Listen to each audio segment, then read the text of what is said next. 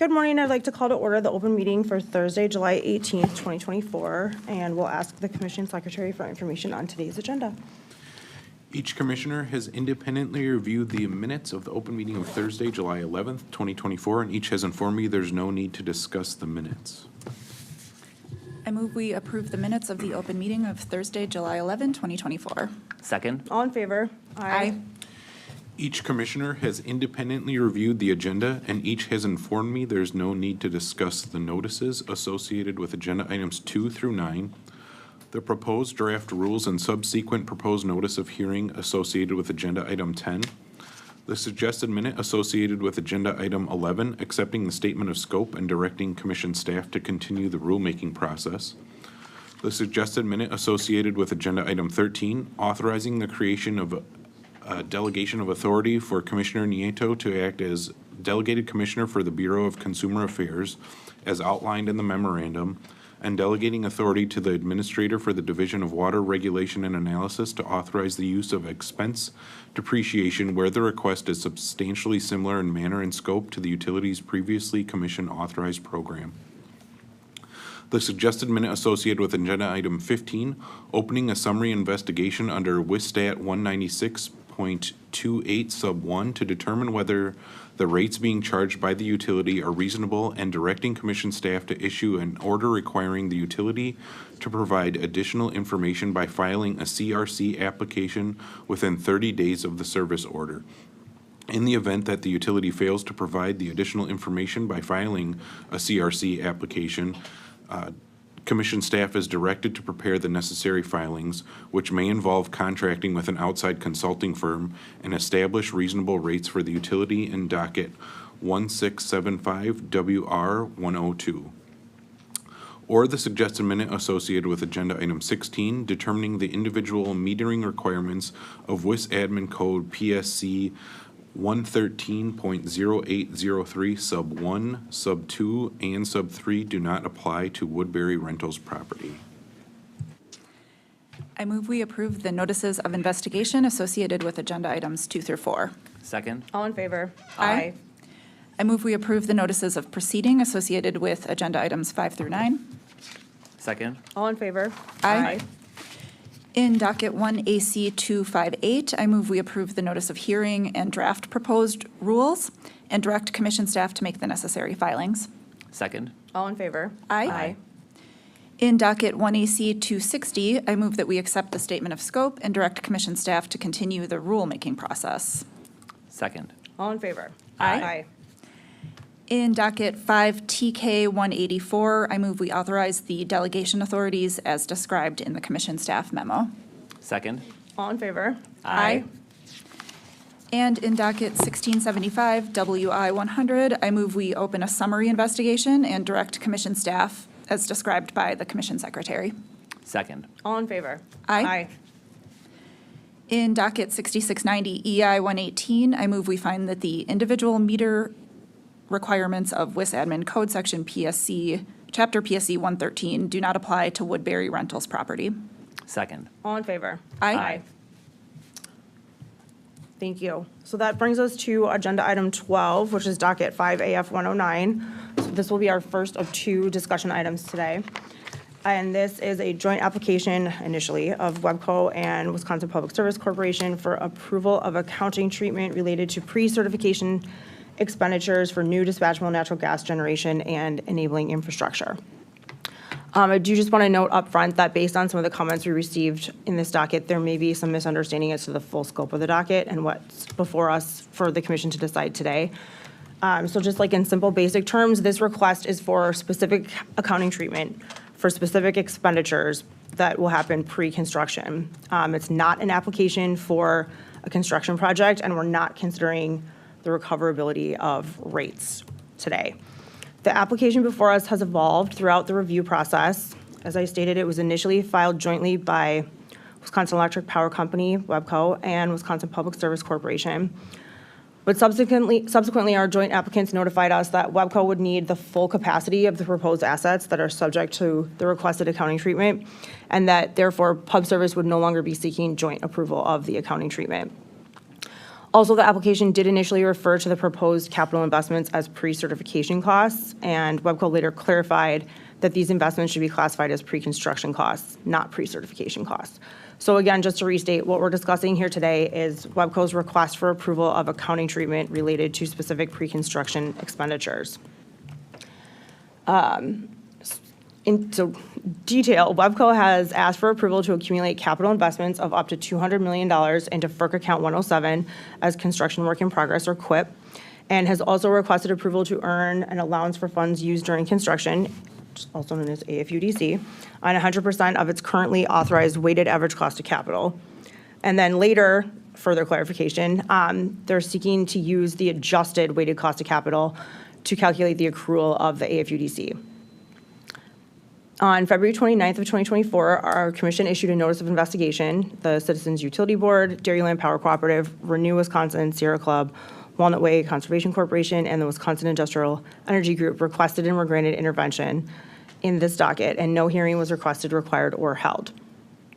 So for background, in separate dockets that are not on the agenda today, Webco has filed for approval of the following 3 projects to fill some stated generation needs that they have.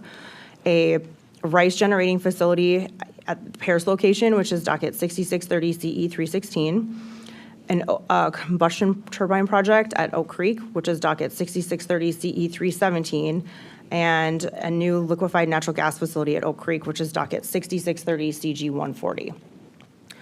So according to our applicant, these proposed projects, whose pre-construction costs are included in this accounting treatment request today, will help meet its need for additional renewable generating capacity coupled with dispatchable natural gas fired generating capacity, as well as the infrastructure necessary to provide firm natural gas delivery to these facilities. The applicant further maintains that it must incur these pre-construction costs to ensure timely completion of these generation resources, particularly to account for long lead times and high demand components of the projects. Subsequently, the applicant estimates that it will incur the following pre-construction expenses: $21.3 million for the Paris Rice project, $145.7 million for the Oak Creek combustion turbine project, and $33 million for the Oak Creek liquefied natural gas project. Again, just to restate, the question before us today is not whether these proposed projects are prudent, but rather whether it's reasonable to authorize Webco to book pre-construction capital investments as QUIP and allow Webco to accrue AFUDC on 100% of the QUIP balance for pre-construction costs.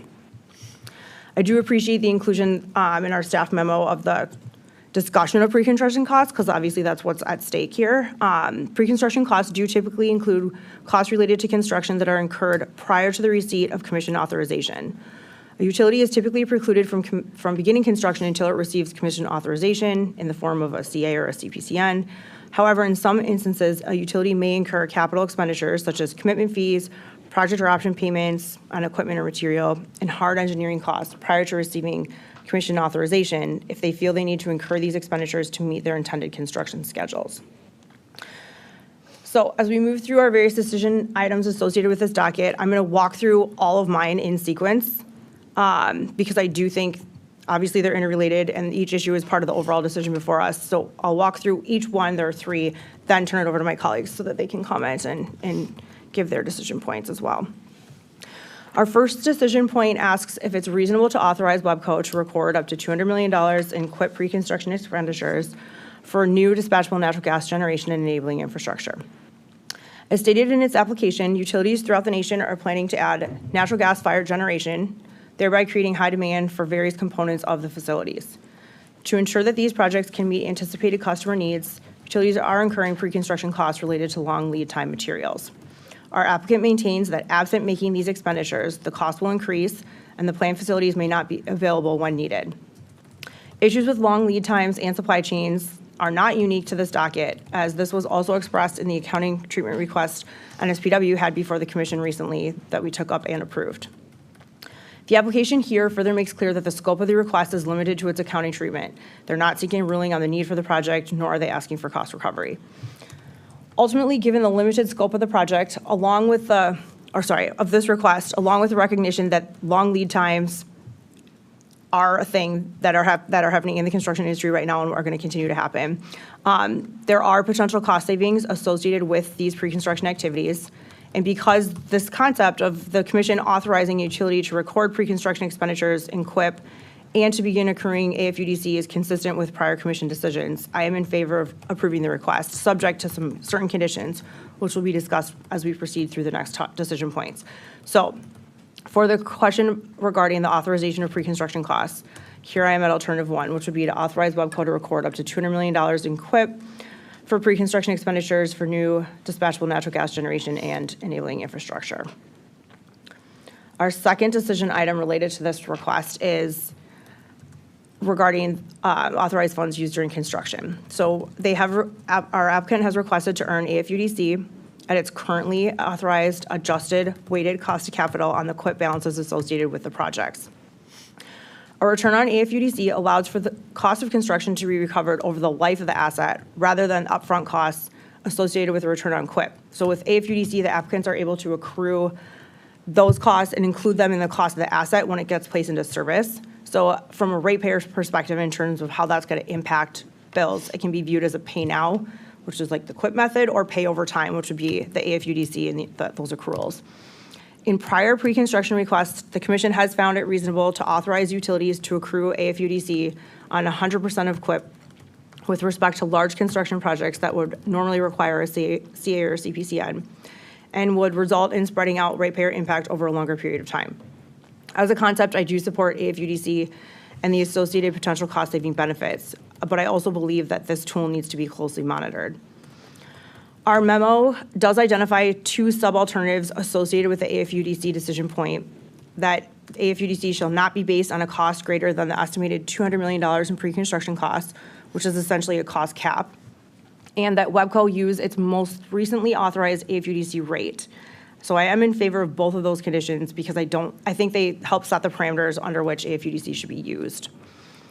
It's not in this decision point, but I will note that consistent with prior decisions, I feel that the authorization of AFUDC should begin 1 day after the issuance of our final decision. The reason that I'm talking about it here is because in WEBCO's comments to the memo, they have noted that they already incurred pre-construction costs in June and expect to incur more in July. But I'm not comfortable with moving away from our standard process in these dockets, which would be to have it, again, take effect 1 day after the issuance of the final decision. So I would like to stay consistent with that just in terms of timing, but we'll get to that when we get to the next one. So for decision item 2, AFUDC, I'm at alternative 1 and sub-alternatives 1A and 1B. And then our third decision item is about proposed conditions to impose in this. So these conditions are consistent with commission accounting orders. So we're being asked to consider additional conditions to add, and our memo does specifically outline 4 conditions for commission consideration. That we should have full access to books and records related to expenditures associated with the construction projects, that we have authorization to accrue AFUDC on that they have authorization to accrue AFUDC on the construction projects, but that's not a determination by the commission that the costs themselves incurred are just and reasonable. That's not what's before us today. So I think it's important to use that condition to kind of differentiate and say what this is and what this isn't. The third condition would say that authorization of the requested accounting treatment is for accounting purposes only and doesn't bind the commission to any specific treatment for these costs in any future proceeding involving rates or other matters. Again, I think that's another important distinction about what this is and what this isn't. And then condition 4 would require WEBCO to begin accruing AFUDC on the costs associated with the construction projects 1 day after the date of service of its final decision. So that, like I said, would kind of just set the timeline for when this would begin. So I did already voice my support for condition 4, and I also support the other 3 conditions noted in the memo. I think, and I won't go into super big detail on this right now, maybe we can just get to it when we start kind of our group discussion instead of just me talking. I think that there is an opportunity to make our stated intent even more clear and definitive, and maybe that's a modification to condition 1, but I want to just talk very briefly about the underlying justification in this docket provided by the applicant is that allowing these pre-construction activities to occur in the way that they're asking for and allowing them the accounting treatment that they're asking for will at least in part reduce the cost of bringing these facilities into service. So again, we're kind of being told that there are underlying customer benefits associated with these activities. And I think that we probably need more data to be able to demonstrate or validate that, not just for this request, but then, again, this is not the first time we've seen something like this. And I think we want to make sure that there are benefits to these construction activities, pre-construction activities taking place. So I think it's important that we ask the applicant here to just kind of separately book these pre-construction expenses associated with it. And then when this will come before, when the rest of these decision items regarding the projects and/or recoverability of these projects, I think this cost data is something that the public and the commission needs to review. So that would be in a future rate proceeding where we would have specific information to try to validate the claims that allowing this upfront did actually have that customer benefit associated with it. We can, if there's interest in entertaining just kind of refining this, we can get to that. I don't want to bog down too much on this right now, but I think it's important for us to have as much specific data available in the future to, again, analyze whether or not there is benefit to this sort of treatment occurring regarding pre-construction activities. So for commission alternatives, like I said, I'm at 1, and then with the inclusion maybe of that additional kind of reporting condition or refinement of an additional reporting condition. So now, I will turn it over to Commissioner Nieto and then Commissioner Hawkins to talk through any comments they have and then their decision points here. Thank you. Thanks, Chair Strand. So I'm processing a little bit kind of the package of conditions and combination of alternatives you've set forth here. I struggled a bit with certain aspects of this one. I will say, to your point, I understand the utilities points about long lead times. And basically what those long lead times are doing, they're pushing expenses that would usually come post a CPCN into the pre-CPCN phase, and that's creating some additional financing or carrying cost, essentially, at an estimated $19.7 million. In general, pre-construction costs are expensed and they're not capitalized and as part of the standard rate-making process, but we have the ability to consider exceptions for extraordinary items as part of this process as well. So I thought about this in terms of, does the 19.7 million taken apart in 24 and 25 significantly distort the year's income? And these other questions that you're mentioning, are there customer benefits to authorizing this? And is this a rare, unique, or extraordinary occurrence? I did, like you, want a little bit more information or support on the stated likely customer savings or benefit that I wasn't quite seeing. And I think the long lead time situation is interesting. It may or may not be unusual. I don't know. We're seeing more requests of this nature. This may be a recurring situation, and it may be more of an unusual situation just in the particular point in time that we're at. So those are all just my general comments here. I'd be interested in continuing the discussion and hearing further discussion, and continuing to think about what you've put together. Thank you. Thank you. Commissioner Hawkins? Thanks, Chair Strand. I'm in a similar place to Commissioner Nieto for a lot of the same reasons. While pre-construction costs are typically associated with the type of costs like putting down expenditures to save your spot in line, and the line is getting longer for some of these assets, they're not typically booked as QIP, and so that makes this request very unique compared to the standard rate-making process that Commissioner Nieto was referring to. So I have some concerns that this request doesn't line up with that typical process, and recognize that there are certainly unique challenges to the timeline and supply chain. I also had concerns, based on the most recent discussion. I'll jump ahead a little bit. So we need more information to understand basically the potential for consumer benefits here. And the applicant could have tried to provide more information already. So I was concerned that there wasn't really an attempt to do that. In the one case where the commission has acted and authorized this, there was a clear demonstration of benefits from the applicant, and that was provided, and also a unique federally imposed timeline that was shown as the driver. The arguments here are more vague and based on the industry at large and not connected to anything firm, like in the WPL case that was referenced in the memorandum. So I was balancing all of those things. I struggled a little bit with the language about the applicant citing these necessary expenditures when we have no complete applications before us for a CPCN where the N determines necessity for these expenditures. So that was also concerning for me.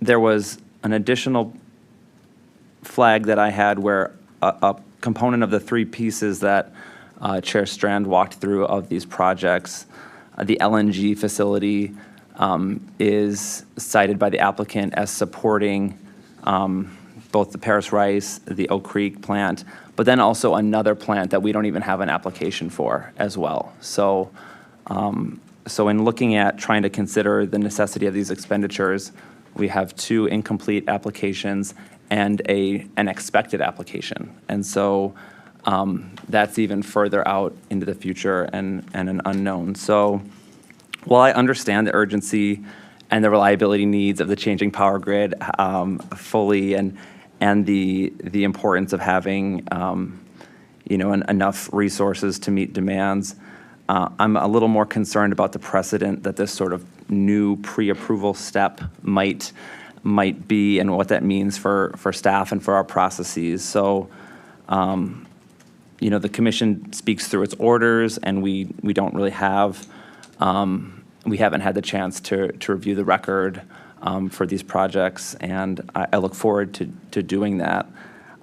So I'm concerned about sort of the staff burden and the process burden of these types of requests coming in when we have a process to move projects forward. Then, as to the financing impact, I was encouraged by the response from the applicant that costs are being spent, the projects are moving forward. We have evidence of that. So I don't see this decision as unnecessarily disrupting this path forward. So the 19.7 million that would be incurred to carry the costs of these investments fall below the materiality threshold that we use, the uniform system of accounts. We're not there. This would not be disruptive to the applicant's financing, and so I found that to be a key piece of my decision here for decision one on the pre-construction costs. So that's probably all I'll lead off with here in the discussion. Thank you both for your comments.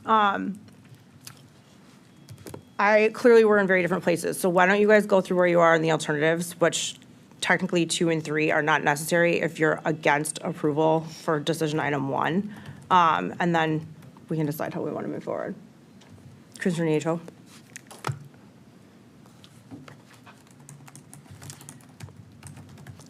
I'd like to take a short break to look at this.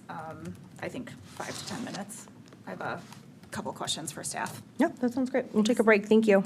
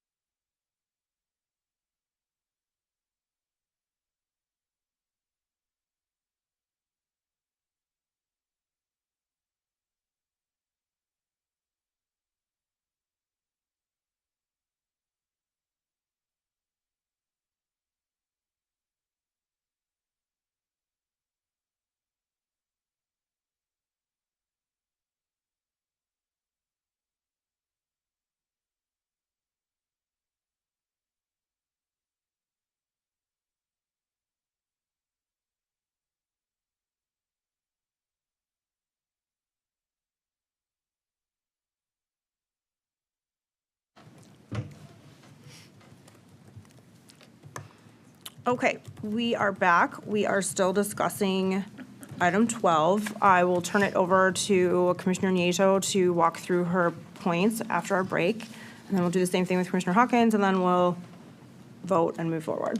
Thank you. Thanks, Chair Strand. So I don't have what I need today, particularly in light of how far ahead we are of any CPCNs or in one case, an application. I think to the point Commissioner Hawkins made, I might be able to join you, Chair, with some additional information, but I would need to see and review that information up front, as opposed to conditionally. So I think I'd be in favor of laying it over to review any support for claims of likely savings or benefits to customers associated with approving special accounting treatment. In a case like this, for the utility to accrue carrying costs during an early period, and that benefit outweighs costs or disadvantages in any way. And that's where I'm at. Okay, Thank you. Thank you, Commissioner Hawkins.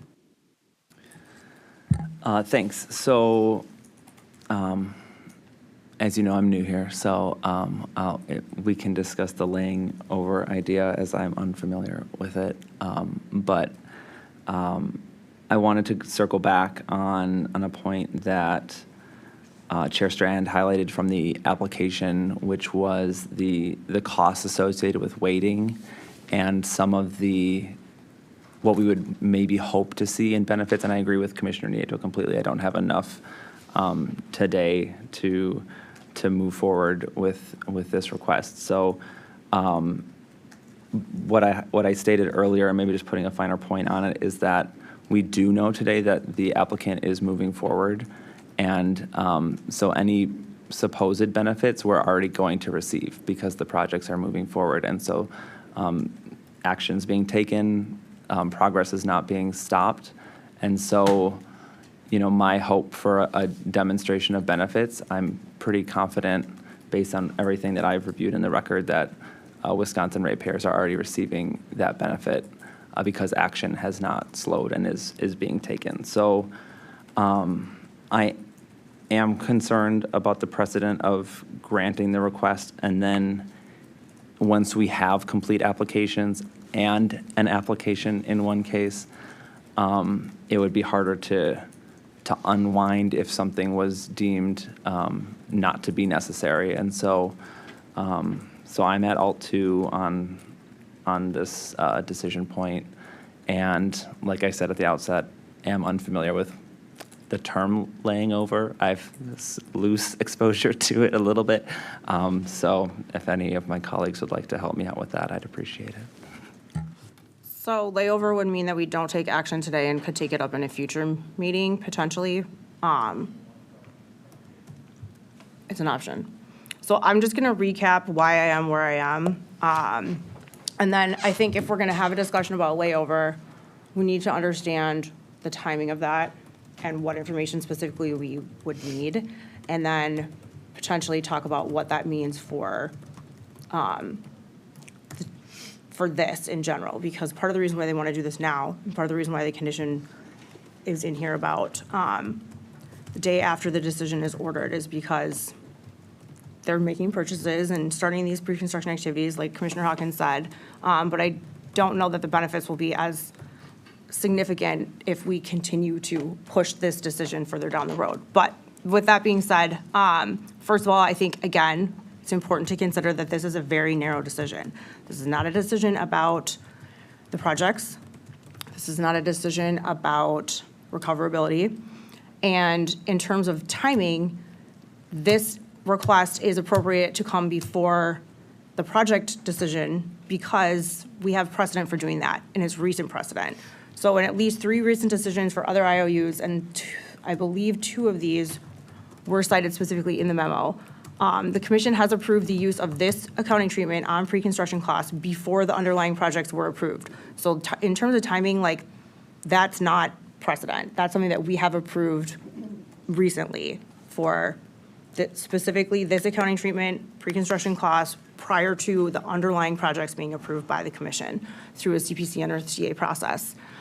And frankly, I didn't see anything in this record that was substantially different from those earlier decisions. In fact, one of those earlier decisions was a blanket allowance of that accounting treatment for like the next 18 months. So I'm not concerned. I'm actually more concerned about us having inconsistent application of this than I am about like the precedential nature of this, because this would not be blazing a new trail for the commission. And then secondly, just again, coming from the construction industry, because this is a question on pre-construction costs and how they should be accounted for. I think the importance of pre-construction activities and their timing is absolutely something that we should consider. I know that supply chain and lead times are a significant issue. They are impacting schedule. The longer a project takes, the more expensive it is. So undertaking these activities now is a sign that the applicant is not only attempting to mitigate schedule impacts, but then future cost impacts. So that's why I was at alternative 1. I'm still there. So we can vote on that. We can vote to lay it over. We can, if we're going to lay it over, I think we need to be very clear about the timing and the information. I'm not saying that I'm 100% in support of that, but it's definitely something that we have as an option that we should discuss if that's what we want to do. So how do you guys want to move forward? We'll go to Commissioner Nieto first. Thank you. I'd say in general, I can make a few comments on what types of things I'd be looking for upon laying over, if that's what we ultimately end up doing. I will say, though, to the comments on precedent, we had a discussion around the request by NSPW to have an ongoing pre-certification, pre-construction type approval due to its interchange agreement at FERC. And I wasn't particularly comfortable with that and with that being ongoing. And I wanted to come back and take a look at it and see if there was a way to change it. And one thing about that made me ultimately become comfortable with it and join you both was the idea that it wasn't precedential and that it wasn't broadly impactful to other utilities, or it wasn't something that would be applicable to other utilities. And it was kind of a limited scope and case type decision and something that would come back in rate cases and things like that.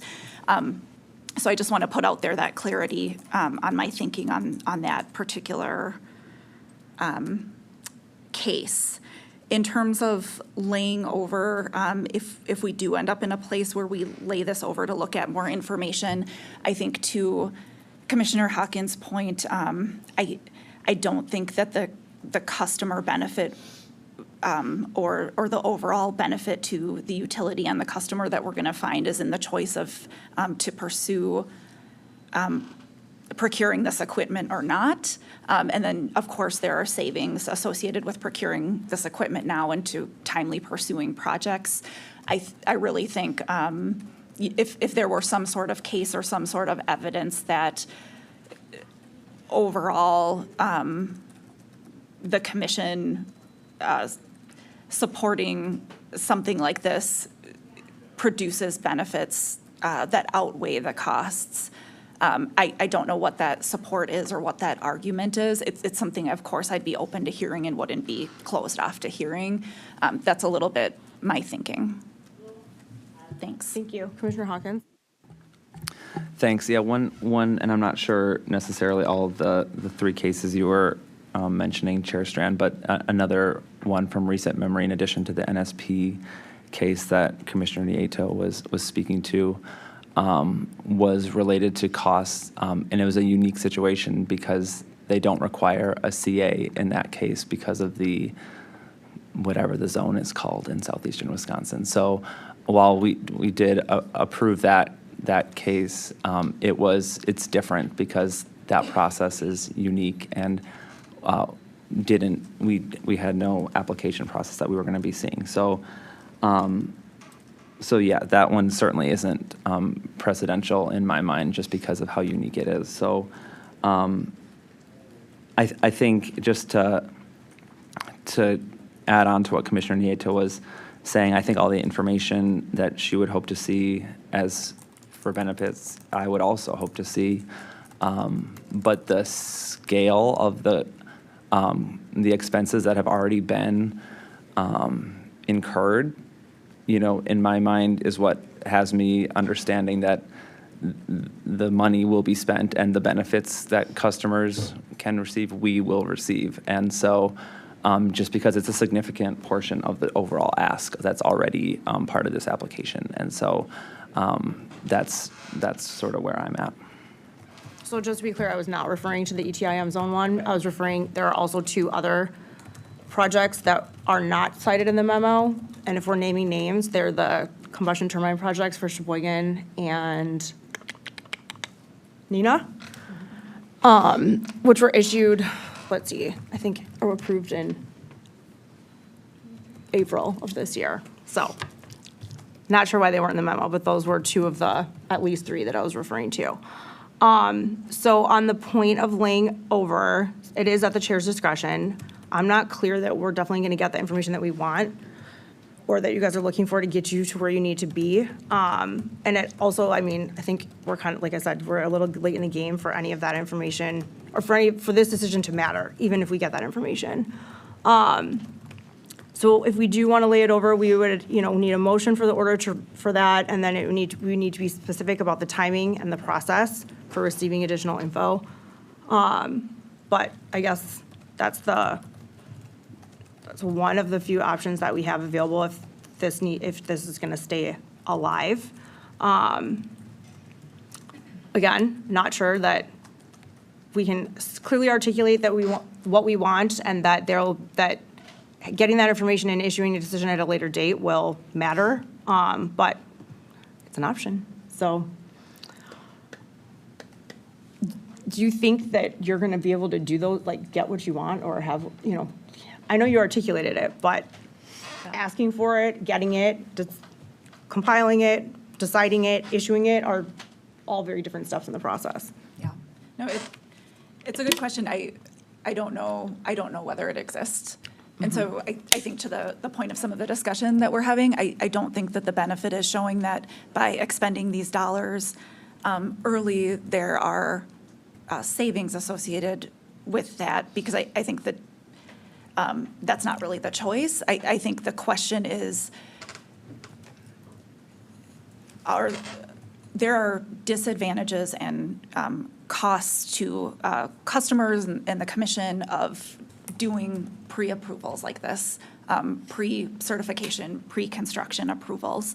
So are there some sort of public interest benefit of doing these, of doing this particular one, that outweigh those disadvantages and concerns that we've been discussing? I don't know. Right. And so if that's the why applicant I can wanted support that condition about breaking it out, giving us the data, so after it happens, we can determine whether or not the potential project savings that is the justification for this request actually exist.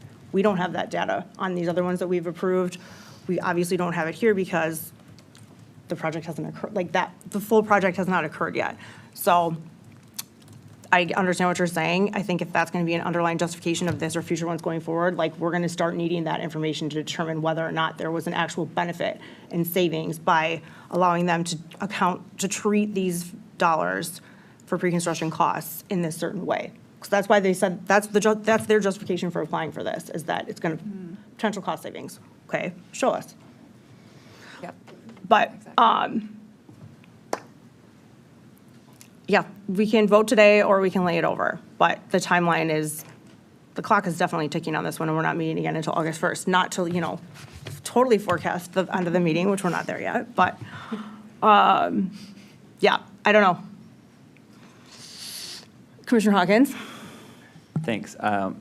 Commissioner Nieto reminded me of a whole set of points I had here and haven't looked at yet, but it was really related to that administrative cost of this type of process, and so I do see that as an obvious downside, and so I think even laying it over, that is more time, more creation of this pre-process that I think is problematic. And this is not to belittle the the urgency and the supply chain problems. I fully appreciate that and recognize we are in a strange new world and that this is, like, we have processes in place that don't contemplate, you know, huge load additions all over the place. The whole industry is grappling with this, and every state commission is dealing with the limitations of their process. But, so, you know, I appreciate that, but I think the laying over idea and just creating more of this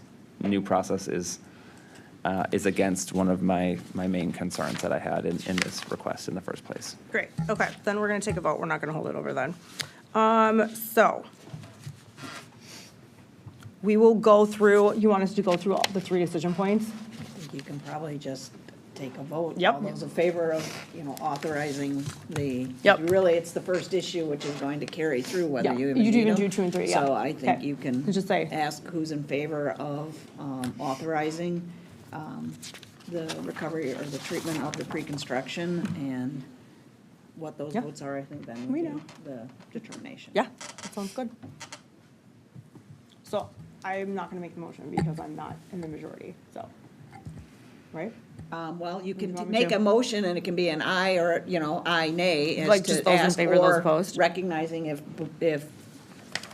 the motion is just to deny it, Yeah. then that would be there. So I don't know if that we have, I've heard Commissioner Hawkins is. That's fine, we can He take is it. at an alt 2, Commissioner Nieto, given layover is not, doesn't appear to be the option. Are you at alt 2? If layover is not going to be an option, I think that would push me into alt 2. I would, Chair, if I may, just make an additional comment, I think to some of this broader discussion as well. I think some of the points around process are well taken, and I understand your reasons for not wanting to lay over as well. And I'm not advocating here for laying over or pushing harder for that. All I'll say is that I understand the long lead time equipment issue and some of these industry issues that utilities are grappling with and that we're all grappling with in this. We're in a very complex planning environment and a complex supply chain environment, everything. And we have a process in place that allows for consideration of extraordinary circumstances. I wasn't finding the full support that this one met those particular criteria. And the laying over and looking at this a little further was just to keep the door cracked open a little bit, not to create additional process, but rather to say,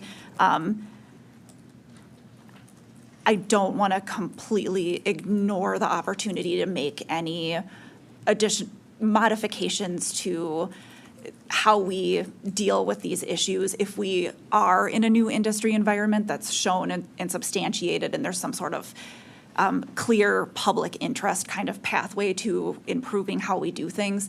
I'm always open to improvements in the public interest. And if not, I think we need to just stay the course here and stick with our process. And I'd stay at, or I'd be at alt 2 if that's the case. Okay, so thank you for those comments. Yeah, thanks. I'm glad you're keeping an open mind about the underlying kind of policy benefits to some of Yeah. these things. So, agenda item 12, docket 5 AF 109, all in favor of approving the accounting treatment related to pre-certification, pre-construction expenditures. Want me to do it? Go ahead. Yeah. You wanna do Other than you have 2 votes, so the commission, it sounds like we have 2 votes for alternative A, alternative two, so yeah. it So would be, someone they make would motion, move, that's- and then you can dissent. That's why I was not There gonna we make the go. motion, but. Yeah.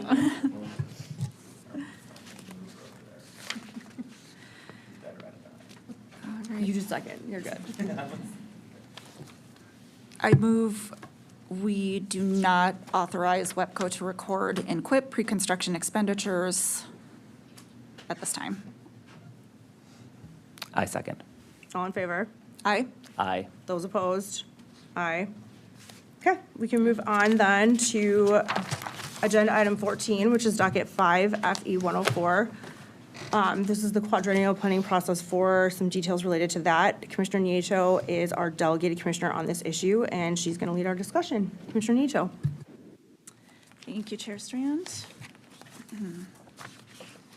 Take me one moment.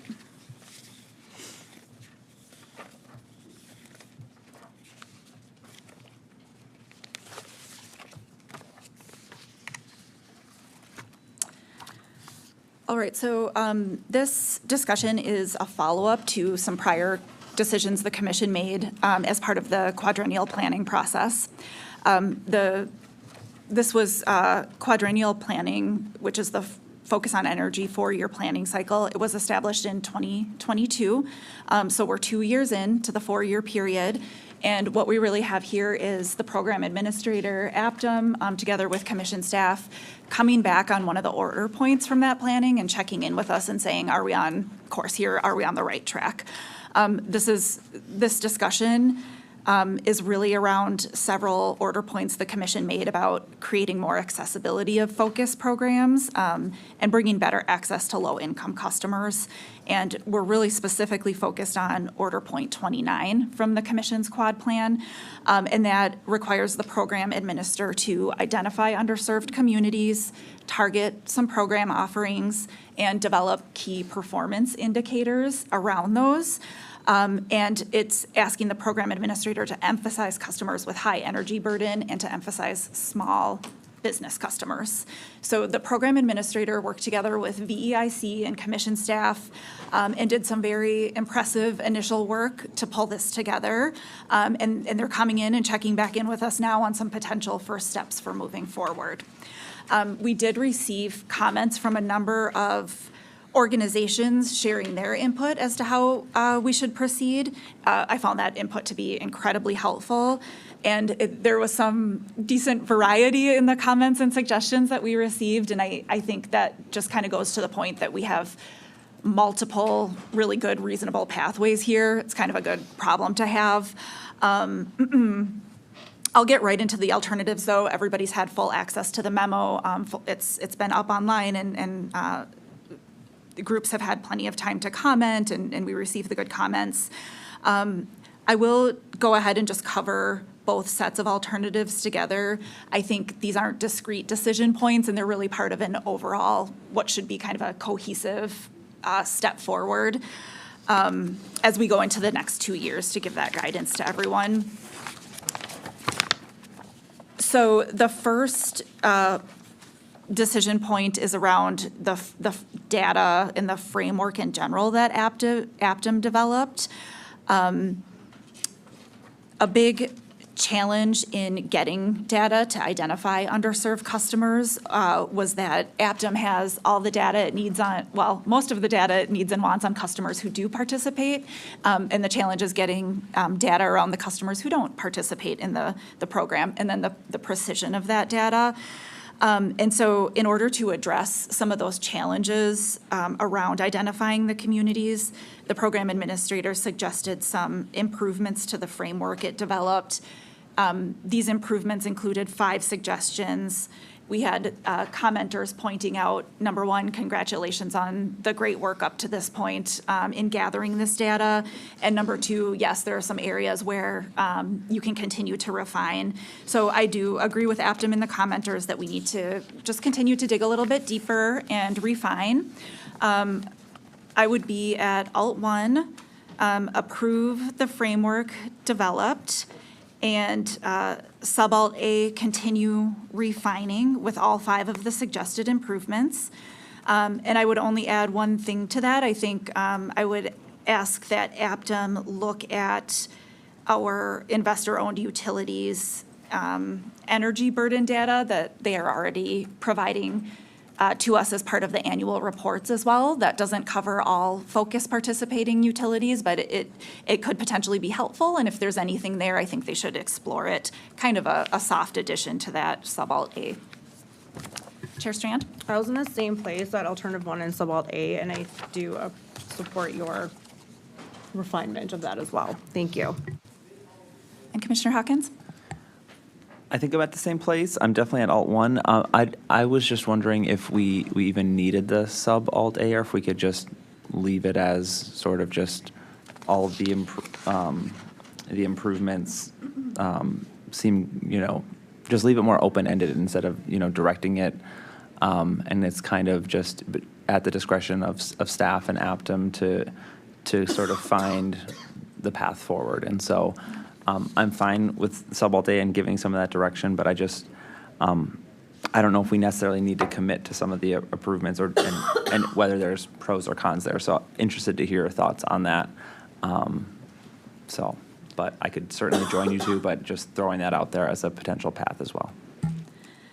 I like that option as well. I'm all for giving the flexibility for the program administrator to kind of chart the how to get to the end goal, and they're the ones in the weeds developing and working on this. I'm fine with either what I've put forth or what you've put forth. I don't know, Chair Strand, if you think one is a better option.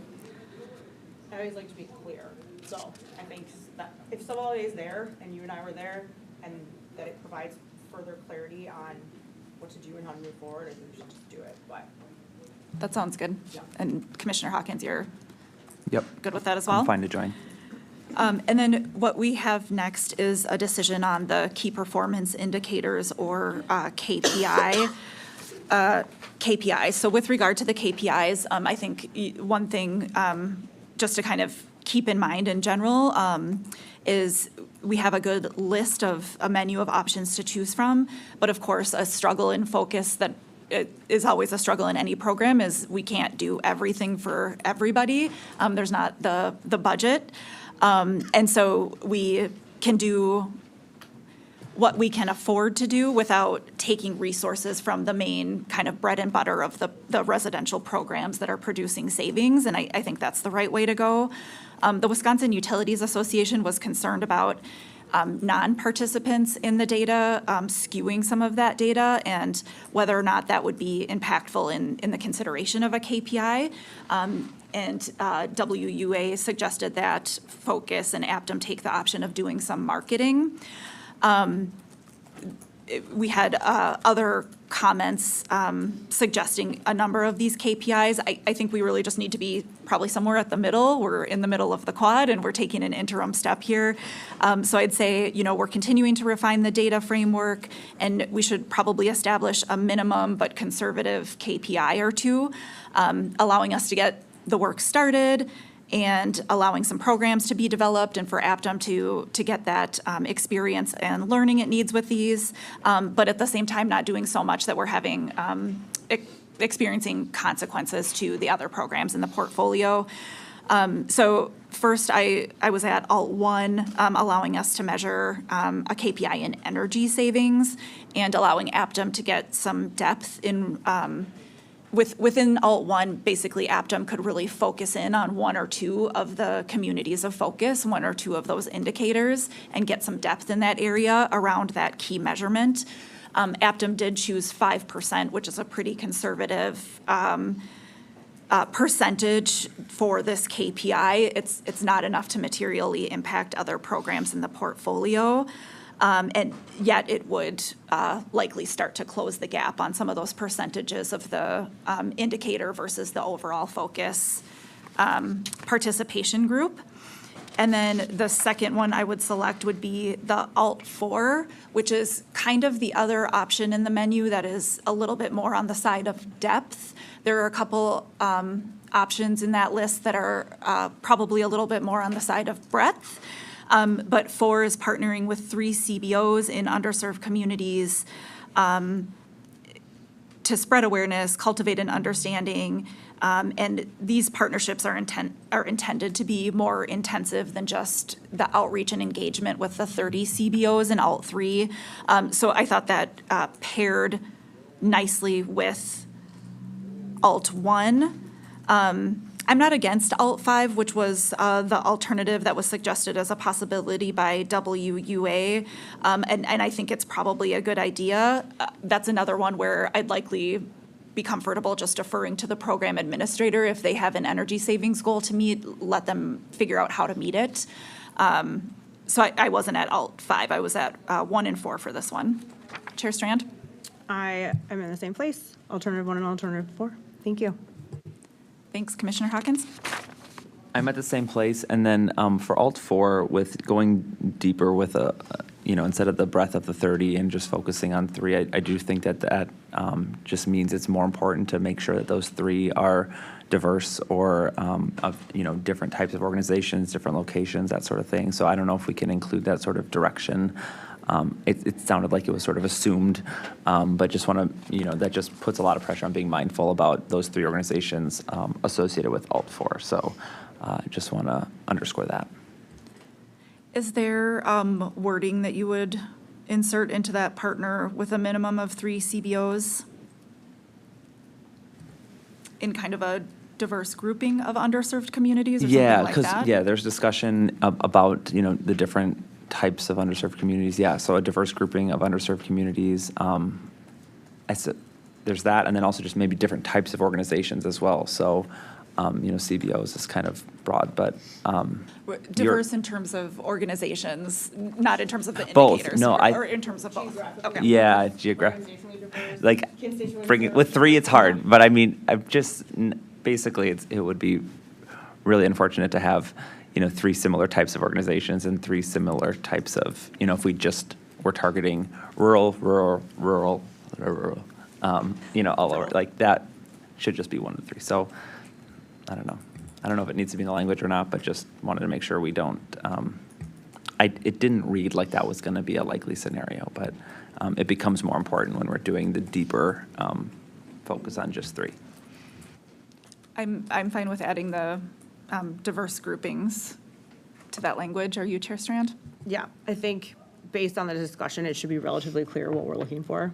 So Yeah. I'm not overly concerned about after misinterpreting that direction. That sounds good. So I just modified partner with a minimum of 3 different CBOs representing diverse grouping of underserved communities. Great, thank you. All right, are we ready for a motion? In docket 5 FE 104, I move we approve the Communities of Focus framework developed to assess underserved customers consistent with our discussion. Second. All in favor? Aye. Aye. Thank you, Commissioner Neesho, for leading that discussion. So that does conclude our official business for today. Our next open meeting is scheduled for Thursday, August 1st, 2024 at 10:30 a.m. May I have a motion to adjourn? I move we adjourn until Thursday, August 1, 2024 at 10:30 a.m. Second. All in favor? Aye. We are adjourned. Thank you.